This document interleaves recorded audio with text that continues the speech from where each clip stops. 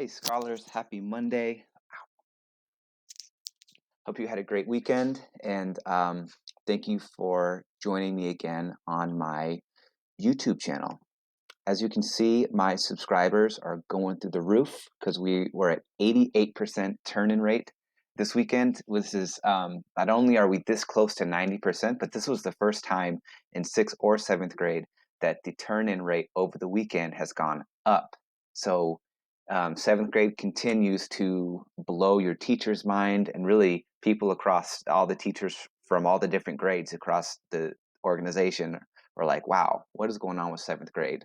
Way to be great leaders, since you guys are the oldest grade in the network and people really look up to you. You guys are setting a good example.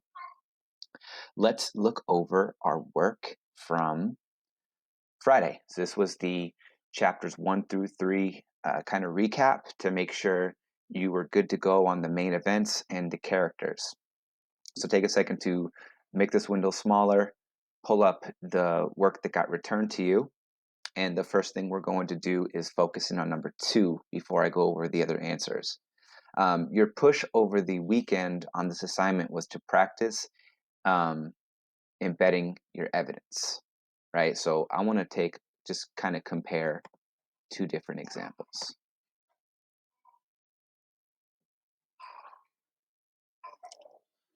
Looking at this one and looking at this one, what do you notice that is different about them?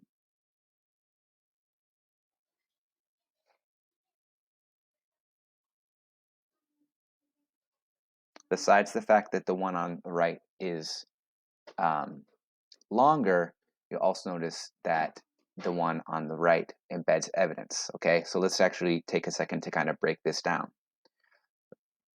Number 2, the question was, what does Buck learn from the man in the red sweater? The first response says that Buck learned from the man in the red sweater to listen to his leader or he will get hit a lot until you do listen, and to be strong inside. And if you don't, then the dogs kill you because dogs don't want weak dogs, and to have food for fights so you can live, and you can't give attitude or it will end up bad for you. Kind of rambling, but they do kind of hit on the fact that you need to listen to your leader, but also you still need to remain strong, right? Because Buck learns he needs to listen to the man in the club, but that doesn't mean fawn over him and wag his tail and be, extra friendly. If you look at the one on the left, we've got evidence embedded. Buck learns his place and that he is not king. He also learns the, quote, law of club and fang. The man in the red sweater beats Buck with a club because Buck was being difficult or aggressive. Buck was ready to attack at any moment, and the man in the red sweater was trying to get Buck to learn his place so that he knows he must obey. And, quote, if he's a good dog, all go well. The, quote, law of club and fang represents getting beat by a club if you disobey the, quote, master, and getting bit by a dog with fangs when getting in fight with another dog. Yeah. So you'll notice when you embed the author's words in with your own, it really shows that you know what you're talking about. Because if you're able to work the author's words into your own summary, it proves that you have a really internalized, clear understanding of what the text said because you're working it in with your own words. Monica did a really great example of all 3 of the questions that she responded to. She embedded evidence in every single one, and that was really the push for everybody. Monica really stepped up and as she practiced this. So number 1 asked, why did he consider himself a king at Judge Miller's estate, and was he actually a king? Monica said, Buck considered himself to be the king of Judge Miller's estate because he lived there and, quote, the whole realm was his. And he was the only big, healthy dog that stayed. He wasn't actually king, but he didn't know that. The thought he was until he got sold to, quote, man in the red sweater, which is where he realizes he isn't king. So way to embed those that evidence into your response. Let's look at number 3. How does Buck learn to be a good sled dog? Buck learns to be a good sled dog because he gets whipped by Francois. His whip will receive instant obedience, so he knows not to do it again. But later, quote, Francois's whip snaps less frequently, so he was learning, right?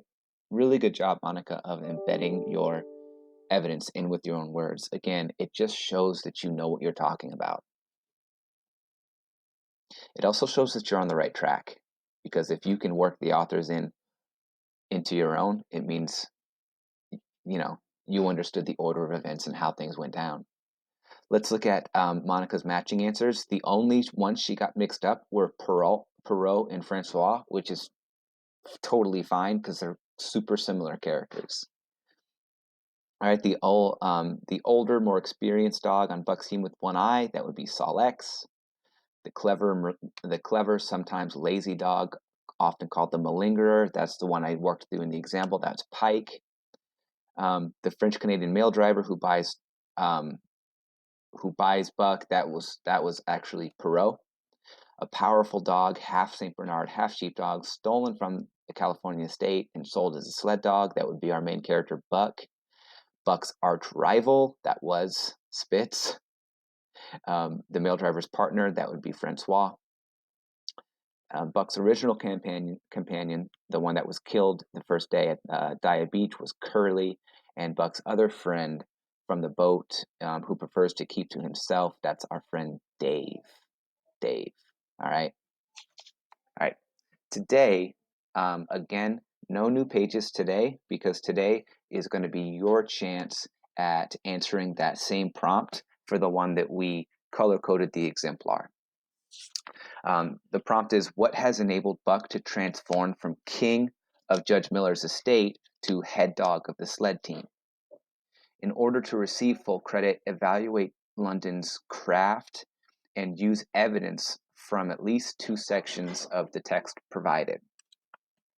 Remember, guys, this was that activity that we color-coded: red for the reader's claims, yellow for just strictly context or facts, and then green when the author was breaking down London's techniques of how he got the reader to realize that. So today's feedback is, make sure that you do 2 parts, because a lot of you in your reflection said, I often explain my claims, but I don't break down the author's technique that got me there. Make sure that you do both today. Remember the color coding that we did. Discuss your claims about Buck, but also discuss London's techniques that shaped your thinking, that got you there. One of the tricky parts about writing about author's craft is knowing what your options are. Here are your options. I've included them here. I've also included them in the prompt.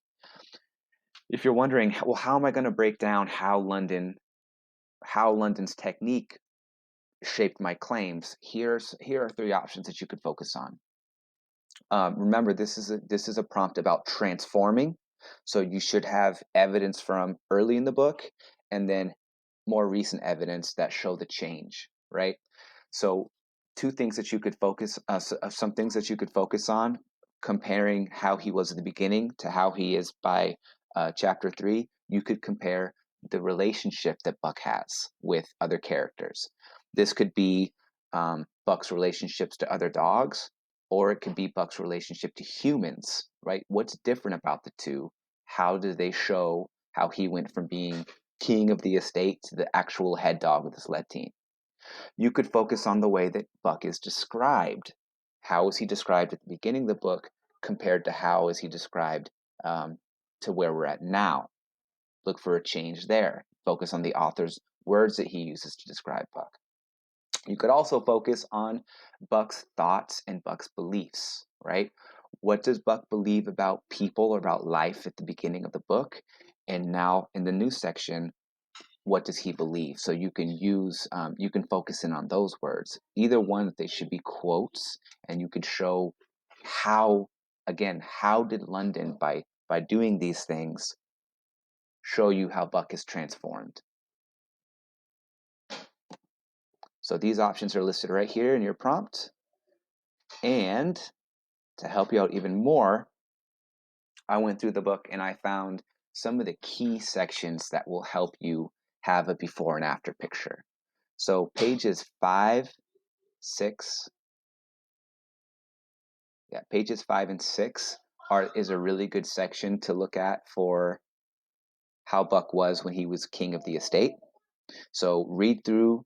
You could go back into the text if you want, or I've copied and pasted it right here.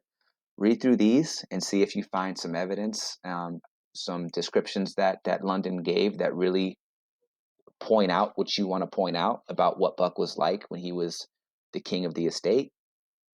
And a good section to look at for after he's transformed and he's different than he was. He's more of the head dog and not who he was in California. Pages 21, 22 are good examples to use for that. So reread through this section to find those key words or those key phrases that prove what you want to prove about how Buck is transformed into the head dog. All right. That's all I got for today. Thank you guys so much. Don't forget to like, subscribe, or ring that bell for my YouTube channel. Can't wait to see your guys' writing. We're going to dive into some examples and some looking at some strong student work tomorrow, and then we're going to get back into the book. All right. See you guys tomorrow.